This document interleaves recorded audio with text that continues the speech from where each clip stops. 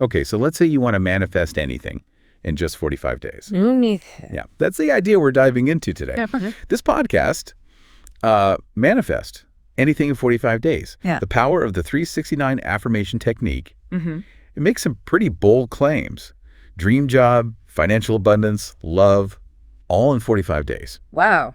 And honestly, I'm kind of both intrigued and skeptical at the same time. Right. What do you think? Is there something to this, or is it just wishful thinking?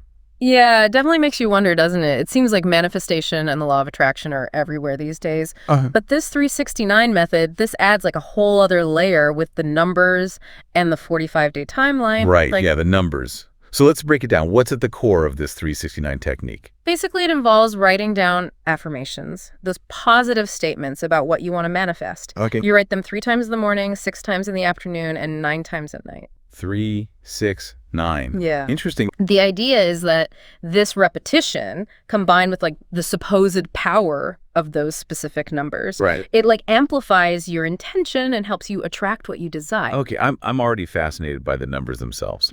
3, 6, 9. They pop up everywhere. It's a do. The podcast even mentioned Nikola Tesla and his belief that these numbers were like a universal code. Mm-hmm. I know Tesla was brilliant, but wasn't he also a bit of an eccentric? Well, he definitely had his quirks. Yeah. But his fascination with these numbers, it wasn't totally out there. Okay. You know, if you look beyond Tesla, 3, 6, and 9 have significance in lots of different spiritual traditions and systems of thought, like numerology, for example. Right. 3 is associated with creativity, 6 with harmony, and 9 with completion. Wow. And even in some areas of physics, you'll find these numbers coming up in discussions about resonant frequencies and vortex mathematics. Okay, wait, hold on.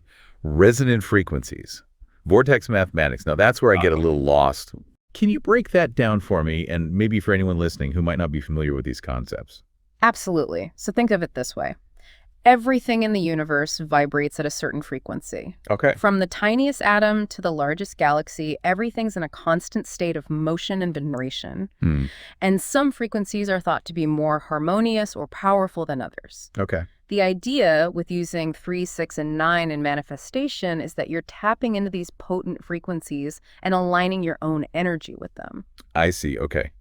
I'm starting to see the connection here. Yeah. But let's bring it back down to earth for a second. Okay.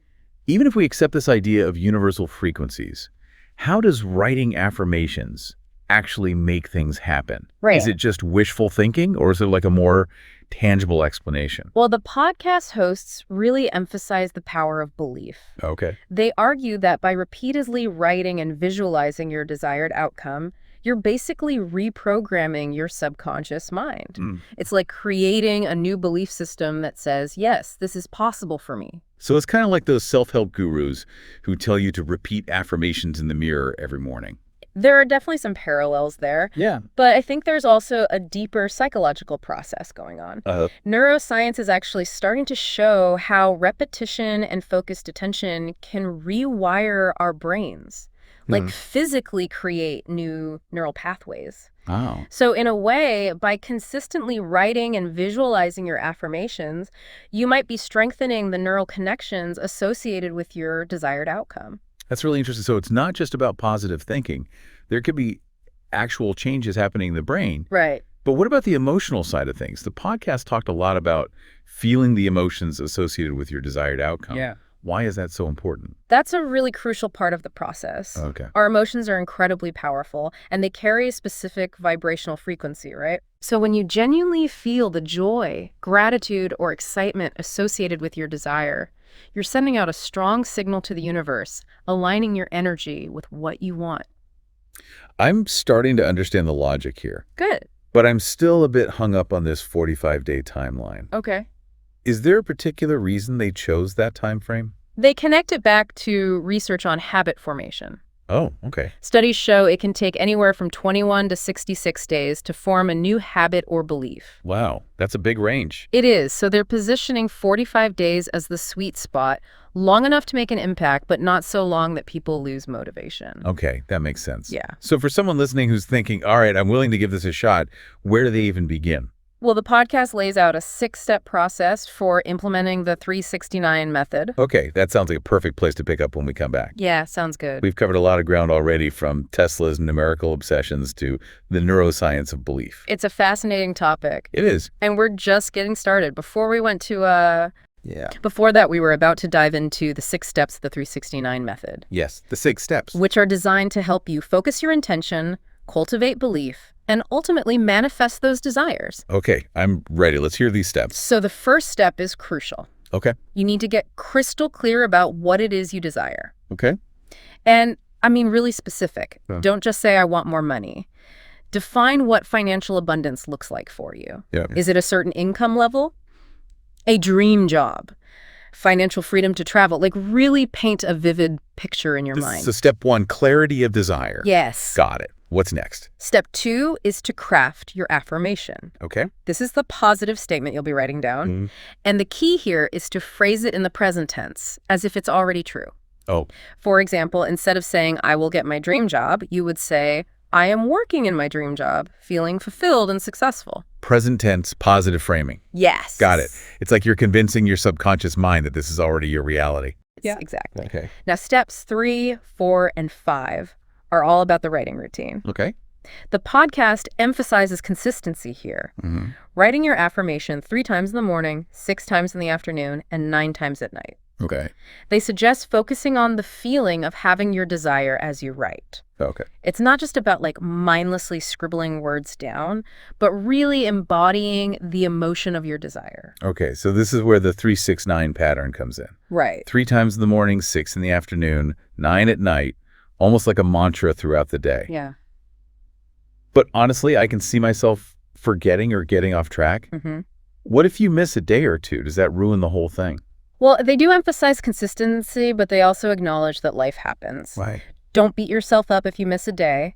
The key is to just get back on track as soon as you can. Okay. It's the overall commitment over the 45 days that matters. That's reassuring, makes it feel more approachable, knowing it doesn't have to be perfect. Okay, so we've covered the first 5 steps: clarifying your desire, crafting your affirmation, and the 369 writing routine. Right. What's the final step? Step 6 is simple. Repeat this process consistently for 45 days. 45 days. And that's where things get really interesting. Okay. The podcast argues that this 45-day period is crucial for really shifting your beliefs and aligning your energy with what you desire. Okay, now I have to play devil's advocate here. Okay. This all sounds great in theory. Yeah. But what about the practical side of things? Okay. Let's say I'm diligently writing my affirmations and visualizing my dream job, Mm-hmm. but no job offers appear. Right. So where's the action? Where's the making it happen part? That's a really good point. And the podcast actually addresses this. Okay. They talk about the importance of inspired action. Inspired action. Yeah, it's not about passively waiting for things to fall into your lap, Mhm. but being more attuned to opportunities Okay. and taking action when they come up. So it's like the 369 method helps you open your mind to possibilities you might not have considered before, Yeah. or maybe gives you the confidence to go after something you were hesitant about. Exactly. Yeah. It's about creating a synergy between your inner world, your thoughts, beliefs, emotions, and the external world of opportunities and actions. Oh, I like that. Yeah. It's not about magic, but about being more intentional and receptive to what's already out there. Right. Okay, so let's say I'm committed to this 45-day challenge. Mm-hmm. I'm writing my affirmations, visualizing my desired outcome, and paying attention to opportunities. Yeah. What else can I do to kind of like supercharge this process? The podcast mentions the power of gratitude. Gratitude. They argue that feeling grateful for what you already have amplifies the energy of your desire and helps attract even more. I can see that. Yeah. Gratitude kind of shifts your focus away from lack and toward what you already have, Exactly. which could be a really powerful mental shift. It is. It's like you're telling the universe, hey, I appreciate all the good things in my life, and I'm open to receiving even more. Exactly. It's a subtle but profound shift in perspective. Yeah. It doesn't have to be complicated either. Even just writing down 3 things you're grateful for each day can make a difference. Okay, so we've talked about the 6 steps, the importance of inspired action, and the power of gratitude. Right. It feels like we're talking about more than just a manifestation technique here. It's almost like a personal development practice. I agree completely. And that's what makes this topic so interesting. It's not just about getting what you want, but cultivating a mindset that attracts abundance and aligns you with what you truly desire.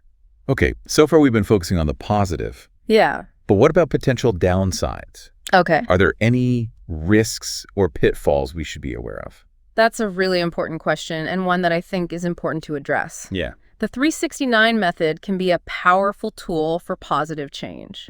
But there are a few potential pitfalls to be aware of. One is becoming too attached to a specific outcome. Okay. If you get fixated on manifesting one particular thing in one particular way, it can actually create resistance and block the flow of abundance. It's like putting all your eggs in one basket and then becoming super anxious about whether that basket will ever arrive. Exactly. Yeah. The key is to hold your desire lightly, with trust that the universe will deliver what's meant for you, even if it comes in a different form than you initially imagined. So it's more about surrendering to the process rather than trying to micromanage every detail. Exactly. Are there any other potential pitfalls to watch out for? Another one is using the 369 method to try to manipulate or control other people. Oh, right. So remember, this technique is about aligning your own energy and taking inspired action in your own life. Right. You can't manifest someone else's free will. Right. You can't manifest someone else's free will. That's a recipe for disaster. Exactly. Yeah. The 369 method is a tool for personal empowerment, not for controlling others.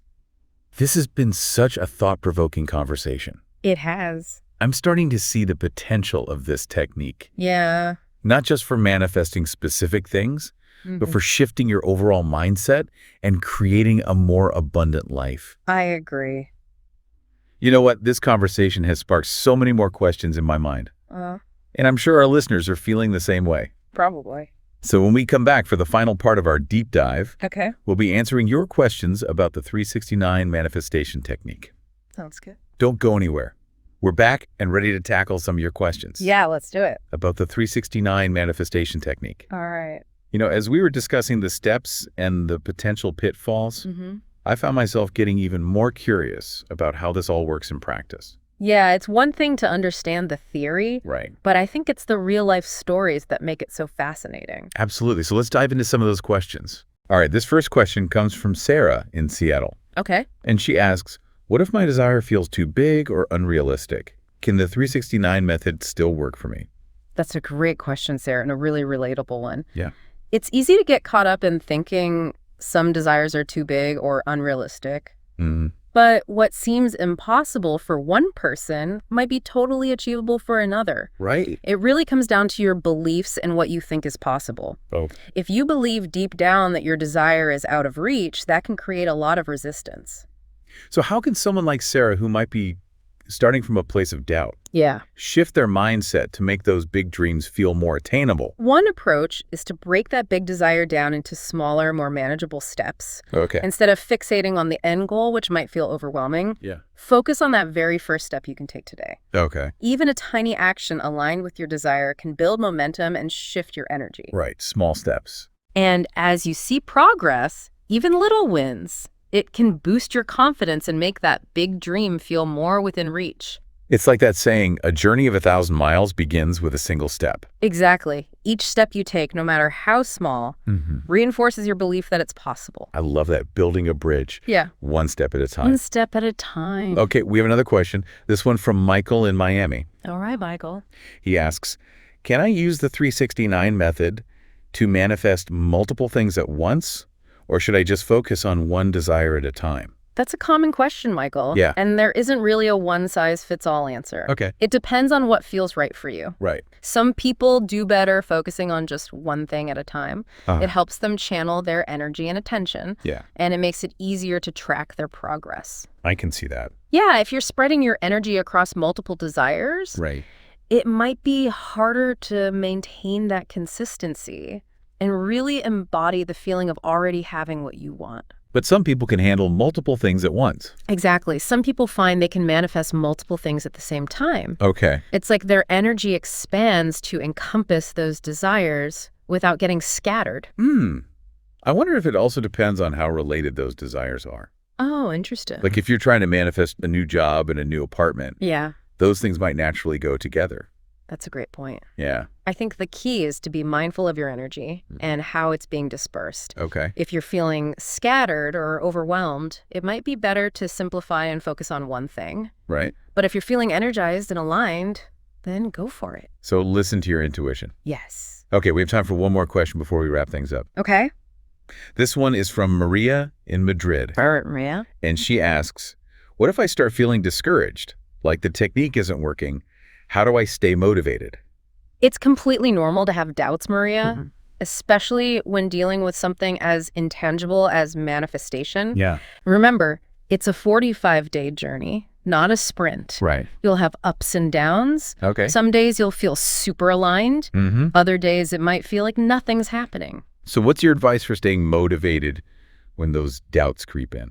The key is to keep coming back to your why. Your why. Yeah, why is this desire so important to you? What would it mean for your life if you manifested it? Right. Connect back to that emotional core, the joy, the excitement, that feeling of fulfillment you're hoping to experience. Yeah. Let those feelings fuel you.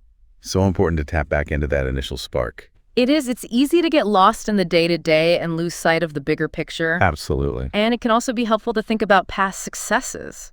Oh. Times when you set a goal and achieved it, even if it was something small. Right. Those memories can be powerful reminders of your ability to create positive change. I love that. Such a good tip. Thanks.